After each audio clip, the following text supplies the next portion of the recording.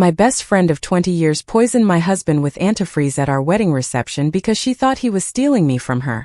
But after only 2 weeks in jail, she moved in across the street and gaslit everyone into believing I was crazy, until the wedding videos exposed her months-long plan. I thought I knew what true friendship was. For 20 years I'd sworn by it, lived by it. But last week, a chilling truth shattered everything I believed. My best friend Jenna tried to poison my husband, and it was just the beginning of a nightmare that would turn my entire life into a twisted psychological war. Ever since we were little, Jenna struggled. An only child, her parents worked double shifts at the hospital, leaving her to eat cereal alone in their trailer. Some nights she'd cry so hard she'd get sick. Then, in kindergarten, I walked into her life.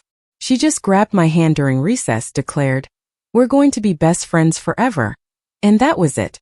Everyone thought we were adorable. I did too. Fast forward 2 decades, and just last week, she threw me the most amazing surprise engagement party. She showed up in a custom t-shirt with my face on it. Best friend since 1999, written in pink glitter. My mom pulled me aside, misty-eyed. "Thank goodness you have Jenna. Friends like that don't come around often." I hugged Jenna extra tight that night. She whispered, "Nothing's going to change between us, right? Promise me, Sarah." Promised. Looking back, that was the calm before the storm. The first tremor hit when Marcus took me to a new sushi place downtown. 20 minutes after we arrived, Jenna showed up, sleek in a little black dress. She spent 10 minutes alone at the bar before her date conveniently canceled, and she joined our table. I'd been getting those AirTag detected moving with you notifications for 3 weeks, but I just dismissed them as a glitch. A glitch. She must have slipped it into my purse during her goodbye hug at the engagement party. When I confronted her later, she just laughed, a high, brittle sound. "It's for safety. What if something happens, and Marcus doesn't tell me where you are?" She had this manic look in her eyes, a look I knew meant her BPD was flaring. So, a few days later, I tried to draw the line not in person but over FaceTime. "Jenna, I love you, but I need you to respect my time with Marcus." She nodded, apologized. We both said, "I love you." And I thought that was that. That night at 2 a.m. my phone shrieked. It was Jenna, sobbing, barely able to speak. "I'm sorry, I know what you said, but I can't breathe. I think I'm dying, Sarah." Bees. Panic seized me. I raced over, used my spare key, expecting to find her rocking back and forth on the carpet, gasping. Instead, she was sitting calmly on her couch, watching Vampire Diaries.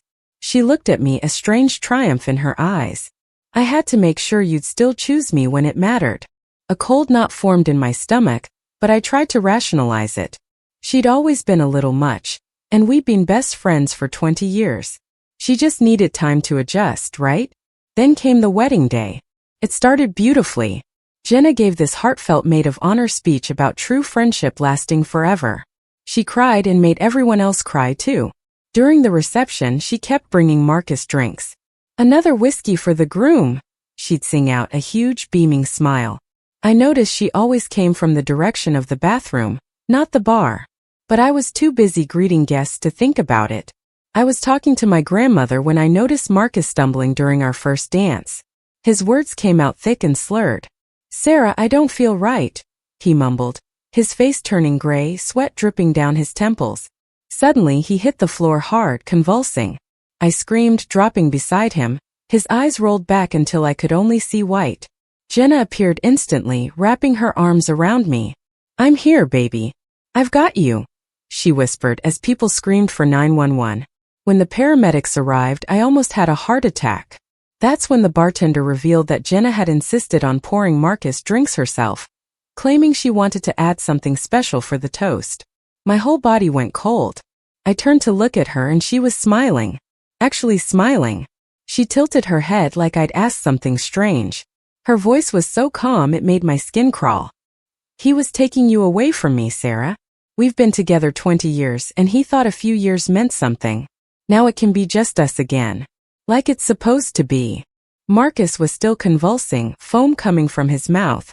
Jenna tried to pull me back into a hug. "Don't look at him. Look at me. I'm here. I'll always be here." When I tried to push her away, she held on tighter. The police had to drag her out, screaming about true friendship and how I'd thank her someday. The doctors pumped Marcus' stomach and found antifreeze. He lived, thank God, but his kidneys were shot. Dialysis 3 times a week for the rest of his life. Jenna was arrested and thrown into jail.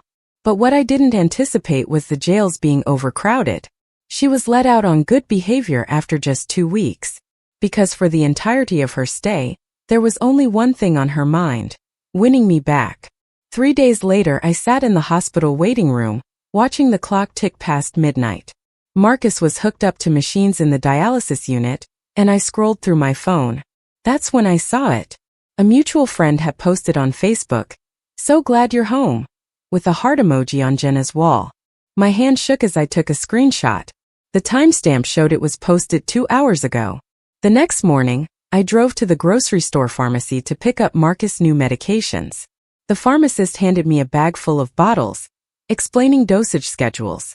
I turned toward the shampoo aisle to grab some essentials when I froze. Jenna stood there, methodically picking up bottles and smelling each one. Our eyes locked across the aisle. An elderly woman between us complained loudly about rising prices. Jenna's lips moved silently, and I could read them clearly.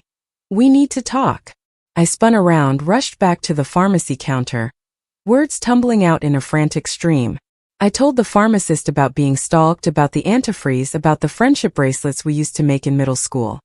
Her expression shifted from concern to confusion as I rambled. Behind me, Jenna calmly approached the counter with her own prescription bag, waiting patiently for her turn. My phone buzzed as I practically ran to my car. A text from my mother lit up the screen.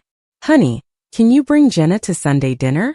The poor girl has nowhere else to go, and prison was so traumatic for her." She reached out to me on Facebook, and my heart just breaks for her. I stared at the message in disbelief. My own mother, the woman who had watched Jenna nearly destroy my husband's life, was now inviting her to family dinner. The next day brought an impossible choice. Marcus had a crucial neurology appointment at 2 p.m. to discuss his long-term treatment plan. But the courthouse clerk had called that morning. If I wanted an emergency restraining order against Jenna, I needed to appear before the judge at exactly the same time. My phone pinged with a text as I agonized over the decision. Unknown number, but I recognized the writing style immediately. "I'll drive Marcus if you're busy. You know, I've always been good with medical stuff from growing up around the hospital." I chose Marcus. Of course I chose Marcus. We sat through the appointment together while the nephrologist explained the reality of our new life. 3 times a week for hours each session, for the rest of his life, unless a kidney match appeared. When we returned home that evening, I found my neighbor, Mrs. Chan, waiting on our porch with 2 other neighbors. Mrs. Chan shifted uncomfortably before speaking. "Sarah, we're worried about you. Jenna came by earlier and explained everything. She's planning an intervention for your paranoid breakdown. She showed us texts where you've been accusing her of following you for months, even before the wedding. She just wants to help." The other neighbors nodded sympathetically. I recognized the look in their eyes. The same look people gave my mother when she had her breakdown after Dad died. They thought I was losing my mind. The hospital bills arrived the next morning in a thick envelope. $47,000 after insurance. The same mail delivery brought a letter from my lawyer requesting a $5,000 retainer to begin building our civil case against Jenna. My phone rang as I stared at the numbers. Marcus's boss explained apologetically that the extended medical leave meant changes to our insurance plan. We'd need to switch to Cobra coverage at triple the monthly cost. Desperate, I created a GoFundMe page that afternoon. Help Marcus recover from poisoning attack. Within 3 hours, we'd raised $3,000 from friends, family, and kind strangers. Then the page vanished. GoFundMe sent an automated email. "Your fundraiser has been reported as fraudulent and is under review. All funds have been frozen pending investigation." I clicked through to see who had donated before the freeze. My blood ran cold. Half the names matched Jenna's extended family, cousins, aunts, uncles I'd met at barbecues over the years. They donated just to report it as a scam. 2 days later, I dropped Marcus off at the dialysis center for his Thursday session. I just parked at home when my phone rang. The dialysis nurse sounded puzzled. "Mrs. Patterson, your friend is here with flowers for your husband. She's quite upset, crying about making amends for a terrible mistake. Should I let her in to see him?" I drove back so fast I'm surprised I didn't get pulled over. By the time I arrived, Jenna was in the waiting room, surrounded by sympathetic nurses. Mascara ran down her cheeks as she clutched a bouquet of yellow roses. "It's Marcus' favorite," she sniffled. She looked up when I burst through the doors, her tear-filled eyes meeting mine with perfect timing. "I just wanted to apologize," she sobbed to the room at large. "I made one terrible mistake, and now Sarah won't even let me make things right." That evening, Marcus' 16-year-old niece, Emma, posted on Instagram. The caption under a throwback photo of her, Marcus, Jenna, and me at last year's 4th of July barbecue read, "She made one mistake and Aunt Sarah is destroying her life. Uncle Marcus is sick, but Jenna's whole future is ruined. Where's the forgiveness?" The post had 47 likes and dozens of comments supporting Jenna within an hour. The security footage from the wedding venue finally arrived via email the next week. My lawyer had fought hard to get it released. I opened the file with trembling fingers, fast-forwarding to the timestamp I'd memorized, 8:47 p.m. When Jenna had gone to the bathroom with Marcus' drink, the camera angle showed her entering the bathroom, then nothing. For 90 seconds she was inside with no visibility. She emerged carrying the same glass, but the camera position made it impossible to see if she'd added anything. Those 90 seconds of uncertainty might as well have been 90 years. The local news station called that afternoon. They wanted to interview me about the shocking wedding incident. I agreed immediately, thinking finally someone would tell our story properly. The reporter seemed sympathetic during our hour-long conversation. But when the segment aired that night, they'd edited it down to 3 minutes focused on the friendship gone wrong angle. They showed photos of Jenna and me from high school, prom, college graduation. The reporter's voiceover wondered, how did a 20-year friendship end in such tragedy? They made us both look equally unstable, equally at fault. My boss pulled me aside the next morning. "Sarah, I need a character reference for your promotion review. Someone who's known you for at least 15 years in a non-family capacity." My heart sank. In our small town with our intertwined history, only one person qualified. Jenna. My sister called during my lunch break. "Sarah, I'm worried about you." This whole situation with Jenna, it reminds me of Mom after Dad died. She started seeing threats everywhere, too. She pushed away her best friend, Linda, because she was convinced Linda was trying to steal her recipes or something crazy. The comparison stung deep and unfair. I wanted to scream that this was different, that Jenna had actually poisoned my husband. But the comparison to our mother's breakdown had already taken root in my sister's mind. That evening, I discovered Jenna had created a private Facebook group called Supporting Sarah Through Crisis. She'd invited mutual friends and posted old photos with detailed captions. One showed us at 16 arms around each other at the beach. Her caption read, "Even then, Sarah would get jealous when I dated anyone. She said I was abandoning her for my boyfriend. I should have seen the pattern." The group had 83 members. People I'd known my whole life were commenting with their own concerns about my behavior over the years. 3 school moms reported me to the principal the following week. They claimed I'd been following Jenna around town, showing up wherever she went. The truth? We'd been shopping at the same stores on the same days for years. The grocery store on Tuesdays, Target on Thursdays, the farmer's market on Saturdays. But now my routine looked like stalking. I discovered Jenna's latest manipulation by accident. While searching for reviews of a new Netflix series, I found a user named Best Friend since 1999, who'd watched exactly the same shows as me in the same order, posting reviews that echoed my opinions with eerie precision. The account was created the day she got out of jail. The exhaustion hit me hard by week 3. I'd been checking locks obsessively, installing new security cameras, barely sleeping. One morning I dozed off at a red light. The honking horns jolted me awake. Other drivers were already on their phones, and 20 minutes later, 2 police officers showed up at our door, responding to reports of an impaired driver matching my description and license plate. Marcus's brother Rob had initially offered to help with legal fees, but that changed after a family dinner where his wife pulled him aside. Later, Rob called me with an apologetic tone. I Googled it. "Sarah, attempted murder is really hard to prove and we have kids to think about. I can't risk our savings on a case that might go nowhere. I'm sorry." The neighborhood had shifted, too. When I walked our dog, Bailey, Neighbors who used to wave now rushed inside. I found out why when Emma showed me the Neighborhood Watch Facebook page. They were discussing my erratic behavior. The late-night locking, the security cameras, the incident at the red light. Jenna was listed as the group's moderator. She'd been made a moderator because she'd expressed concern for the neighborhood's safety during Sarah's difficult time. During Marcus' next dialysis session, I sat with him as the machine cleaned his blood. The nurse, Jennifer, who'd been treating him since the beginning, mentioned something that made my blood run cold. "Your friend came by last week when you weren't here," she told Marcus. "She was asking such detailed questions about your treatment schedule and the specific medications." Jennifer added, said she wanted to understand so she could support you both better. Such a caring person. My hands clenched into fists. Jenna was gathering information, planning something. But what could I do? Who would believe me? Everyone already thought I was paranoid, unstable, just like my mother.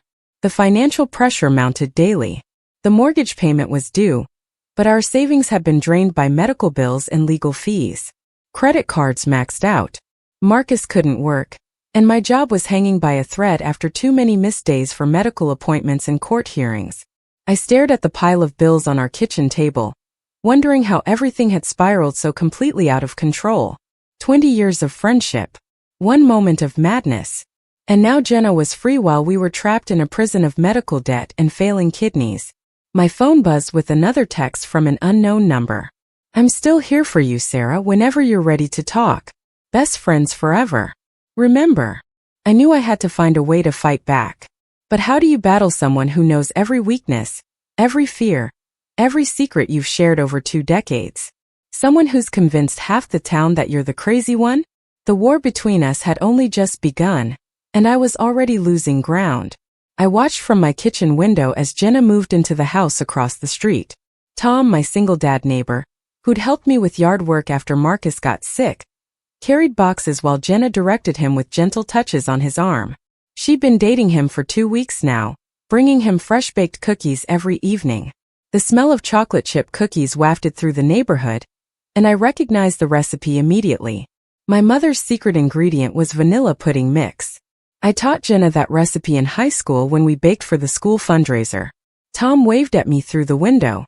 I forced myself to wave back, watching Jenna lean into him and whisper something that made him glance at my house with concern. She was already planting seeds, turning another ally against me. My phone vibrated with a notification from the private investigator I'd hired to document Jenna's activities. He'd sent photos from the bachelorette party 6 months ago, hoping to find evidence of her threats. I scrolled through blurry images of us at the karaoke bar, searching for the moment I remembered so clearly. There it was, Jenna holding the microphone, mouth open mid-song. The caption on his email made my stomach drop. 3 bridesmaids had provided statements. They all remembered the same thing. Jenna singing about getting Una lived for concert tickets, not threatening Marcus. My sister arrived unannounced that afternoon, carrying a folder of old text messages she'd printed out. She spread them across my dining table like evidence in a courtroom. Messages from 2 years ago filled the pages. My own words stared back at me. Complaints about Marcus working late, frustrations about wedding planning, moments of doubt every bride probably experienced. But taken out of context, arranged in this careful order, they painted a picture of an unhappy woman trapped in a relationship. The worst message made my hands shake. During a particularly bad fight about wedding costs, I texted Jenna, "Marcus is suffocating me. Sometimes I wish I could just run away and start over somewhere new." Below it, another message. "Maybe we should have stayed in our apartment forever. Just the 2 of us like old times." My sister's expression mixed pity with concern as she gathered the papers. She mentioned that Jenna had shared these with a few close friends, worried about my mental state even before the wedding.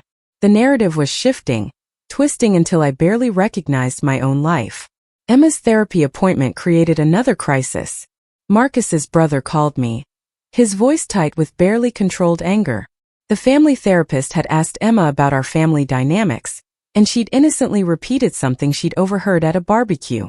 Apparently, I'd made a joke about slipping something into Marcus's drink when he was being stubborn about wedding centerpieces. Adult sarcasm filtered through a child's memory became something sinister. I tried explaining context, but Marcus's brother cut me off. His ex-wife was already using this information to push for supervised visits only. The custody battle he'd worked so hard to win was now in jeopardy, because of my documented history of joking about poisoning. That evening, I discovered Jenna had installed a Ring doorbell camera at Tom's house, directly facing our front door. The angle captured everyone who visited us. I noticed it when the infrared light glowed in the darkness. My own security cameras installed for protection now looked like mutual surveillance. The neighbors probably thought we were both unstable, watching each other like this. I couldn't sleep that night. Around 2 a.m., I crept to the window and peered through the blinds at Tom's house. Jenna's car was in the driveway, and I could see her silhouette moving past the lit windows. She was awake too, probably planning her next move. I stayed there for an hour, documenting her movements in a notebook, before realizing how this would look if anyone saw me. The next morning brought a call from family court. Jenna had volunteered to tutor Emma in math, offering her services free of charge. Marcus's brother was considering it because Emma was struggling and private tutors cost $60 an hour. When I protested, the court mediator gently reminded me that Jenna had no criminal record. The charges were still pending, and she'd been Emma's honorary aunt for years. My attempts to block it looked vindictive and petty. I spent hours searching through old photos on social media, looking for evidence of Jenna's obsession. Instead, I found something that made my blood run cold. A shared Pinterest board she created with Marcus 3 months before our wedding. The board was titled, "Supporting Your Wife's Friendships," and filled with articles about toxic masculinity, possessive husbands, and maintaining female friendships after marriage. The last pin had been added the morning of our wedding. 10 signs your partner is isolating you from friends. Jenna's manipulation went deeper than I'd realized. She'd been preparing Marcus to see himself as the problem, making him doubt his own instincts about her behavior. No wonder he'd stayed quiet when he found the AirTag in my purse. She'd convinced him that any concerns were just his own possessiveness. My Instagram feed became a battlefield. Jenna posted stories throughout the day, always at locations I frequented. The coffee shop where I bought Marcus's favorite blend, the park where I walked Bailey, the craft store where I bought supplies for thank you cards. Each post was timestamped 20 to 30 minutes before I arrived. To anyone watching, it looked like I was following her around town. I tried changing my routine, but she anticipated every move. When I switched coffee shops, she was already there. When I walked Bailey at dawn instead of dusk, she jogged past with Tom. The psychological warfare was exhausting me, wearing down my defenses bit by bit. The breaking point came when I attempted to record our interaction at the coffee shop. I positioned my phone carefully on the table, hoping to capture her threats or admissions, but Jenna spotted it immediately. She stood up, her voice carrying across the crowded cafe as she announced she didn't consent to being recorded during her healing journey. The barista, a young woman who knew us both, asked me to leave. The humiliation burned as I gathered my things under the judgmental stares of other customers. Marcus's dialysis schedule created impossible choices. His Thursday session conflicted with Emma's school play where she had the lead role. Normally, I would have missed the play without question, but Jenna had volunteered to take Emma, and Marcus's family was watching to see what I'd choose. If I went to dialysis, I'd seem like a controlling wife who wouldn't let Jenna near the family. If I went to the play, I'd leave Marcus vulnerable during treatment. I chose Marcus, but the damage was done. Photos from the play flooded Facebook, showing Jenna sitting in the front row with Marcus's family, holding flowers for Emma. She looked like the devoted aunt, while I looked like the paranoid wife who couldn't put aside her grudges for a child's special moment. My coworker Diane became the next casualty. She'd witnessed Jenna's increasingly frequent visits to our office over the past year. But when I asked her to provide a statement, she refused. Her promotion had just been approved, and she couldn't risk being associated with an attempted murder case. She avoided eye contact as she explained that her career came first. I understood, but it still felt like betrayal. The mimicry escalated to disturbing levels. I noticed it at first when Jenna walked past the dialysis center. Her hair, previously brown with subtle highlights, was now dyed to match my exact shade of auburn. She wore the same perfume I'd worn since college, a discontinued scent I had to order online. Her clothes mirrored my style, the same brands, the same color palettes, even the same jewelry designs. At the grocery store, I watched her load her cart with identical items to mine. The same organic yogurt, the same gluten-free bread Marcus needed for his renal diet, the same laundry detergent. She was becoming me, erasing the boundaries between us until nobody could tell where she ended and I began. Jenna's lawyer sent a proposal that made my skin crawl. She offered to drop all civil suits if I agreed to a closure ceremony at her apartment. The letter described it as a healing ritual to properly say goodbye to our friendship, complete with burning old photos and sharing final words. The subtext was clear. She wanted me alone in her space, vulnerable and without witnesses. When I refused, she posted on every social media platform about my cruelty. Her words were carefully crafted to sound reasonable. I've apologized. I've offered to make amends. I've tried to give us both closure, but Sarah won't even let me say goodbye properly. Who's really being unforgiving here? The comments poured in supporting her. Old classmates, distant relatives, people who'd attended our joint birthday parties over the years. They all thought I was being unnecessarily harsh, unable to forgive a moment of madness from someone who'd loved me for 2 decades. My investigation into the wedding security footage revealed a devastating mistake. I'd been so focused on the West Wing bathroom where I thought Jenna had gone that I'd missed the truth. The enhanced footage showed her visiting multiple bathrooms throughout the reception, carrying drinks each time. She'd been in the East Wing bathroom with Marcus's drink, but I'd wasted precious time and credibility, insisting on the wrong location. The discovery shattered my confidence. If I'd been wrong about something so basic, what else had I misunderstood? My lawyer warned that this error would be used to discredit all my testimony. Jenna's defense team was already spinning it as evidence of my paranoid delusions. Marcus's journal surfaced during discovery. He'd been documenting his concerns about Jenna for months before the wedding, but he'd never sent the emails he drafted. Page after page detailed her possessive behavior, her manipulation tactics, her increasing instability. But he'd kept it all secret, afraid of destroying my oldest friendship. His silence had enabled her escalation, and now we were both paying the price. The financial strain finally broke us. With credit cards maxed out and legal fees mounting, I had to make an impossible choice. Marcus needed a specialized medication not covered by our insurance, for $100 a month to prevent infections during dialysis. But paying for it meant missing the mortgage payment. I chose the medication, knowing we were starting down a path that would end in foreclosure. Jenna must have sensed our desperation because her next move targeted our last source of support. She started dating Tom more seriously, integrating herself into the neighborhood social structure.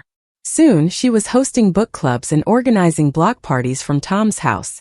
The same neighbors who'd once brought us casseroles now gathered in her living room, discussing my concerning behavior over wine and cheese.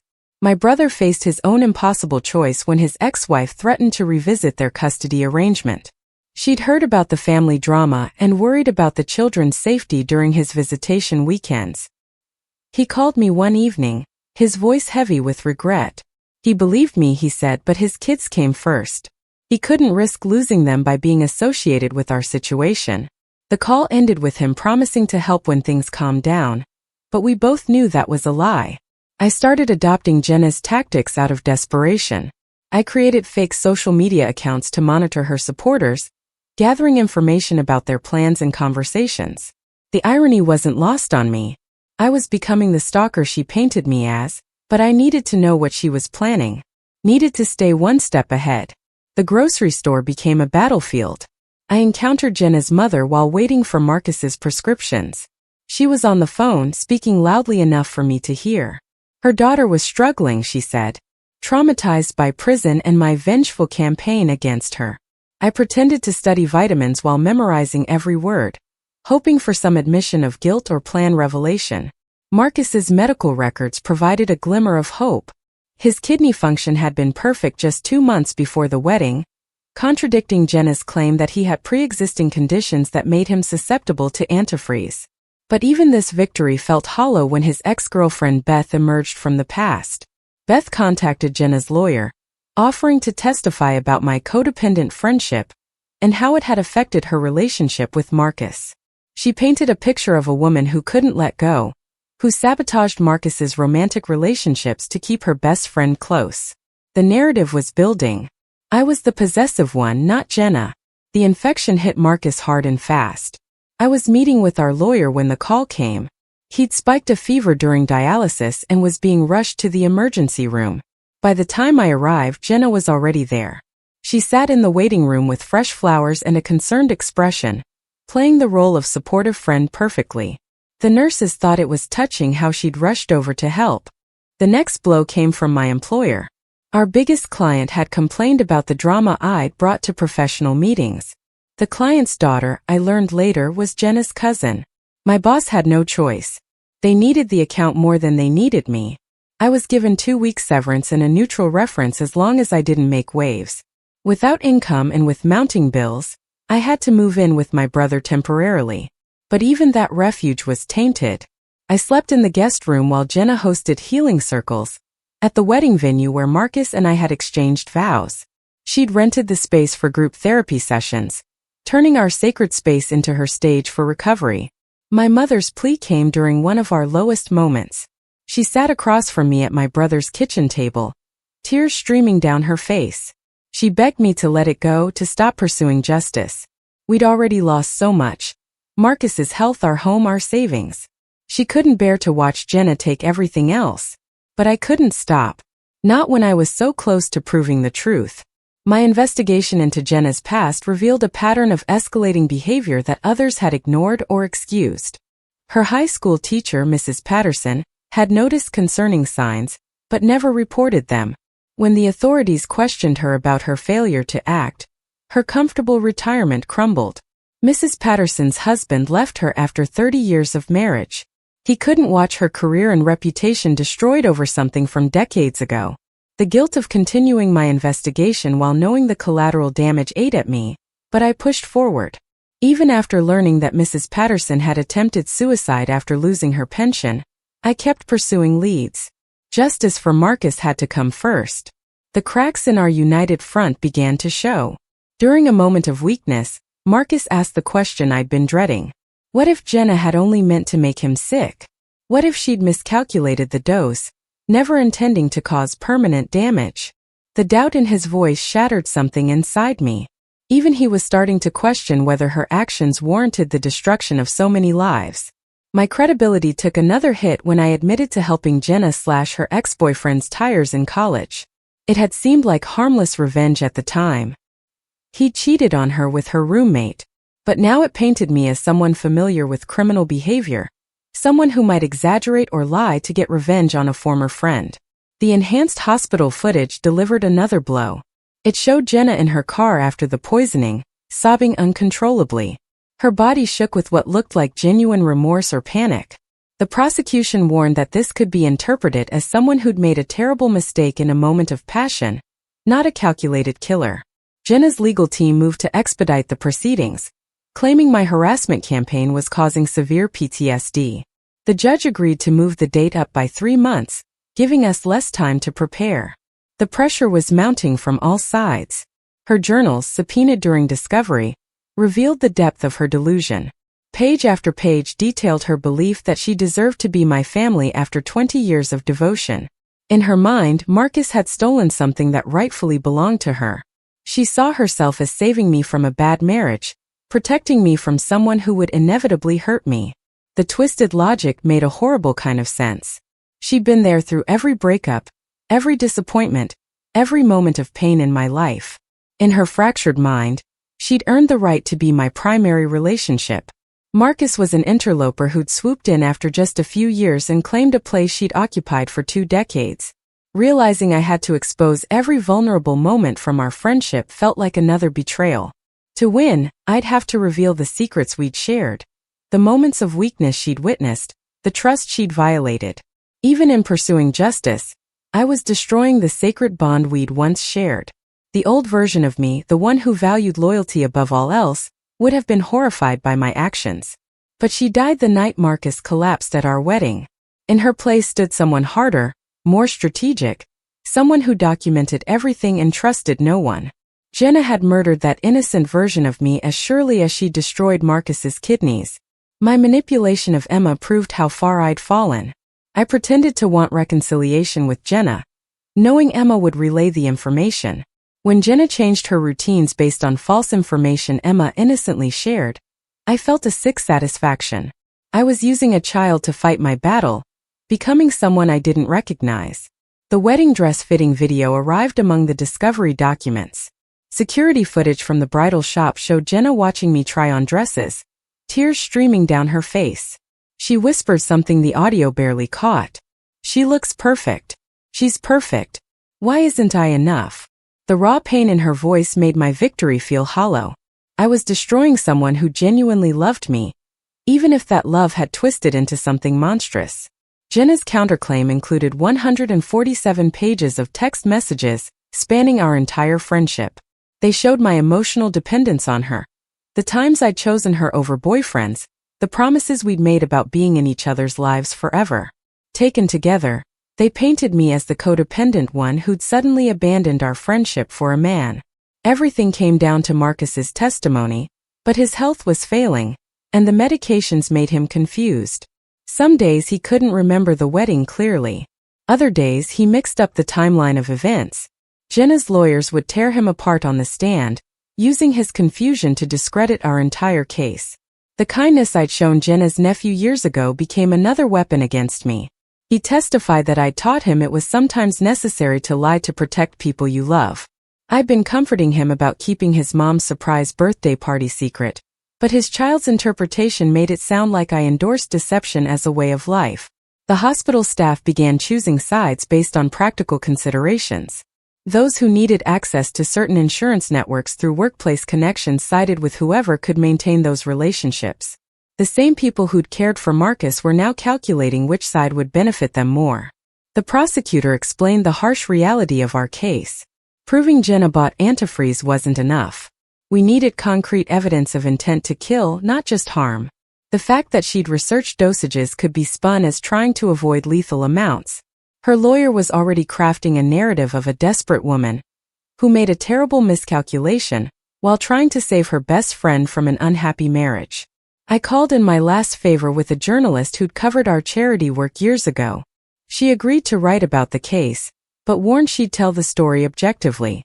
The resulting article was sympathetic, but included details about both our mental health struggles. Instead of vindicating me, it partially undermined my credibility by highlighting my family's history of breakdowns. Then a bombshell. I searched Marcus's old emails frantically, looking for any documentation he might have saved. My fingers trembled as I scrolled through folders from before our wedding. There, buried in drafts from 6 months ago, I found them. Email after email he'd written but never sent, documenting Jenna's escalating behavior. The subject lines alone made my stomach turn. Concerning behavior at dinner party, found tracker in Sarah's purse. What to do? Jenna's threats getting worse. Each unsent message detailed incidents I'd never known about. Jenna cornering him at my birthday party, warning him she'd been there first, her showing up at his workplace with lunch, interrogating his co-workers about our relationship, the time she'd called him, crying at 3 a.m., begging him to leave me before it was too late. He documented everything but kept it secret, trying to protect my oldest friendship. The timestamp on the final draft stopped my heart. 4:47 a.m. on our wedding day. He'd written about finding her in the venue kitchen at midnight during setup, handling the glassware. He'd suspected something, but chose silence over destroying my happiness. His love for me had overridden his survival instinct. I printed every email, my hands shaking as the pages emerged. This evidence changed everything, but it also revealed Marcus's complicity through inaction. He'd known the danger and let our wedding proceed anyway. 3 days later, I sat across from the prosecutor as she reviewed the new evidence. Her expression shifted from skepticism to concern as she read Marcus's detailed observations. She made notes about subpoenaing his devices for additional documentation. But she also warned me that his failure to report Jenna's behavior could complicate our case. The defense would argue he didn't take the threats seriously enough to act on them. The wedding videographer called that afternoon with news that made my knees weak. While organizing footage for another project, he discovered additional angles from our reception. His assistant had been filming B-roll throughout the evening, capturing candid moments. He'd upload everything to a secure drive immediately. I watched the raw footage alone in my brother's guest room, frame by frame. There it was at timestamp 8:52 p.m. Jenna at the bar, her back to the main camera, but visible in profile to the B-roll angle. She pulled something from her purse, glanced around, then poured clear liquid into a specific glass. The amber whiskey turned slightly cloudy before settling. She carried that exact glass directly to Marcus. My phone rang as I saved the file. The caller ID showed blocked, but I recognized the breathing pattern immediately. Jenna always had this specific way of inhaling before speaking when she was nervous. I hung up without listening to whatever she'd planned to say. The pharmacy records arrived via court order the next morning, July 15th, 3 days before our wedding. Jenna had purchased antifreeze at 11:47 p.m., paying cash. The receipt showed she'd also bought air fresheners and candy, clearly trying to make the antifreeze purchase seem incidental. But July in our town meant temperatures in the 90s. Nobody winterized vehicles in July. I drove to the pharmacy myself, needing to see the security footage they'd pulled. The grainy black and white video showed Jenna at the automotive aisle, reading labels carefully. She'd picked up 3 different bottles before selecting the antifreeze. The pharmacist remembered the transaction because she'd made small talk about her mom's old car needing maintenance. All lies. Tom knocked on my brother's door that evening, his face drawn with worry. He discovered something in Jenna's things while she was at her therapy appointment. A notebook filled with what looked like practice conversations, different scenarios of how to explain Marcus's illness. One page had a list titled, Natural Causes That Mimic Poisoning Symptoms. Another contained wedding venue layouts with bathroom locations circled. He handed me the notebook with shaking hands, explaining he couldn't stay with someone capable of such planning. But he also warned me that Jenna had been asking detailed questions about my brother's work schedule and the house layout. She knew which room I was staying in. The next morning brought a development I hadn't expected. Jenna's mother called the prosecutor's office sobbing. She'd found additional evidence while cleaning out Jenna's old room. Hidden in a jewelry box were printed articles about antifreeze poisoning dating back 2 months before the wedding. She'd also discovered a practice letter in Jenna's handwriting. I'm so sorry about Marcus. Who could have known he had kidney problems? Her mother's voice broke as she admitted she'd suspected something was wrong, but ignored the signs. The guilt of enabling her daughter's obsession through silence was destroying her. She agreed to testify about finding the evidence, knowing it would likely mean significant prison time for Jenna. I met with Marcus at the dialysis center to discuss the mounting evidence. He looked exhausted, the treatment taking more out of him each week. As the machine cleaned his blood, he finally admitted the full truth. He'd installed a tracking app on my phone after finding Jenna's AirTag, wanting to monitor if she was following me. The data showed she'd been at every location I visited for months, always arriving first to create the appearance that I was stalking her. He documented everything in a hidden folder, planning to confront her after our honeymoon. But he'd wanted to give me one perfect day first, one day where my oldest friendship didn't cast shadows over our happiness. That decision had cost him his kidneys. The trial date approached faster than expected. Jenna's lawyer had pushed for an expedited schedule, claiming the prolonged proceedings were damaging his client's mental health. The judge agreed, setting jury selection for the following Monday. I spent the weekend organizing evidence with our legal team. Boxes of documents, USB drives of footage, printed text messages spanning 20 years. The sheer volume of proof felt overwhelming. But the prosecutor reminded me that quantity didn't guarantee conviction.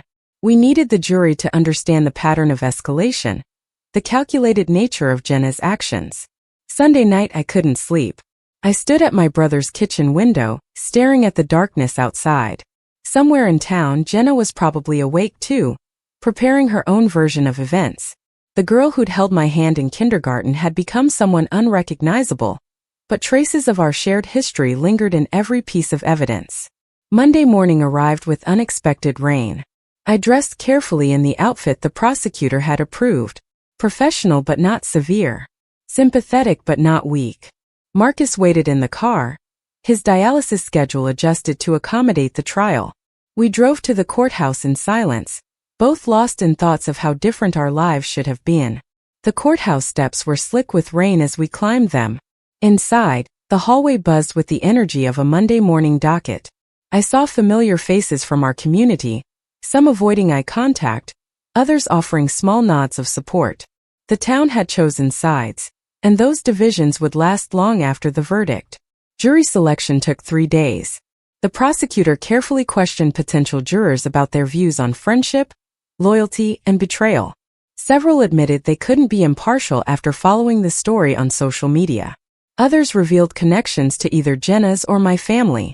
By Wednesday afternoon, 12 jurors and 2 alternates had been seated. Thursday morning, opening statements began. The prosecutor laid out the state's case methodically. Premeditation, purchase of poison, calculated execution, permanent disability inflicted on the victim. She painted a picture of obsession spiraling into attempted murder. Using Jenna's own words from texts and journals, the defense attorney countered with a narrative of mental illness and momentary breakdown. He emphasized Jenna's clean record, her community service, her 20-year devotion to friendship. He suggested the antifreeze was meant to cause mild illness, not permanent damage. A cry for attention gone tragically wrong. I testified on the second day of trial. The prosecutor walked me through the timeline carefully, letting the evidence tell the story. I kept my voice steady as I described finding Marcus on our wedding dance floor, foam at his mouth.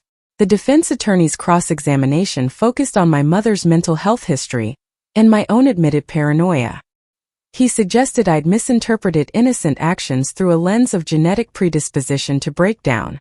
Marcus testified the following Monday, his weakness evident as he took the stand. He needed breaks every 30 minutes for medication and water. His testimony about the poisoning's aftermath, the daily dialysis, the infections, the stolen future, brought several jurors to tears. But the defense attorney seized on his admission that he'd suspected Jenna and said nothing, suggesting complicity or exaggeration. The videographer presented the enhanced footage on Tuesday. The courtroom fell silent as Jenna's actions played out on the large screen. Pour, swirl, carry, deliver.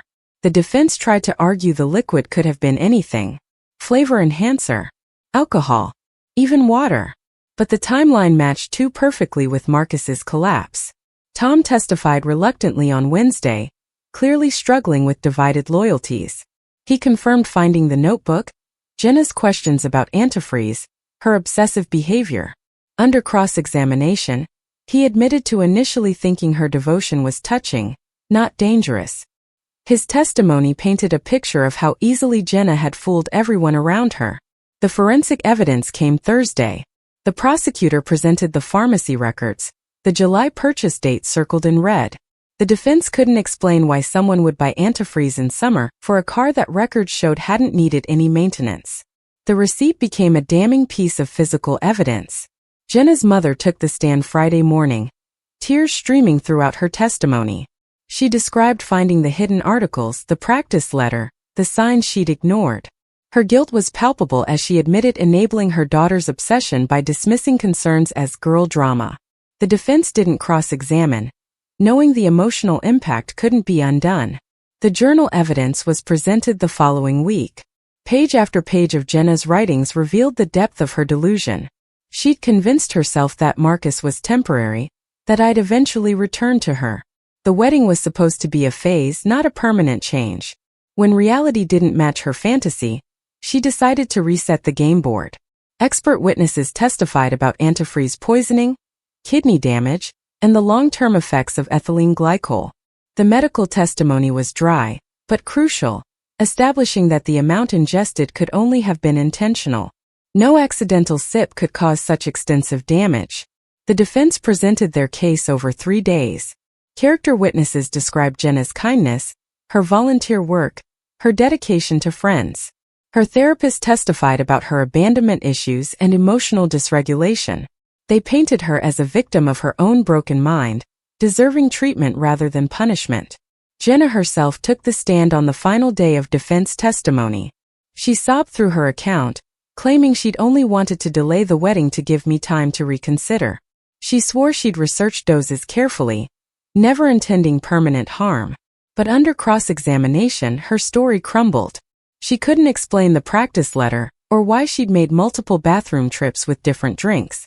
Closing arguments brought everything full circle.